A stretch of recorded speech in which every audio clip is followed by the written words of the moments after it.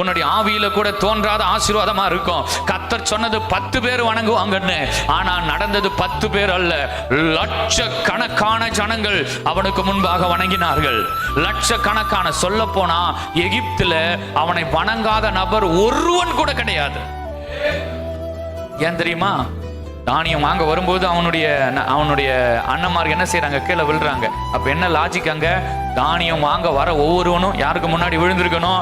யோசேப்புக்கு முன்னாடி விழணும். அப்ப ஒவ்வொரு எகிப்தில் இருக்கிற குடும்பமும் அவங்கிட்ட வந்து 7 வருஷமும் தானியம் வாங்கினாங்க. ஒரு 7 வருஷமும் தானியம் வாங்கும்போது அவன் தான் உட்காந்து கணக்கு பார்க்கறான். அவனுக்கு முன்பதாக சாஷ்டாங்கமாய் விழுகிறார்கள். ஒரு அடிமைக்கு தேவன் கொடுத்த பாக்கியம் என்ன? 20 வெள்ளி காசுக்கு விற்கப்பட்டவனுக்கு தேவன் கொடுத்த பாக்கியம் என்ன? விபச்சாரக்காரன் என்று குற்றம் சாட்டப்பட்டவனுக்கு தேவன் கொடுத்த பாக்கியம் என்ன? அவன் இஸ்ரவேலின் கன்மலை.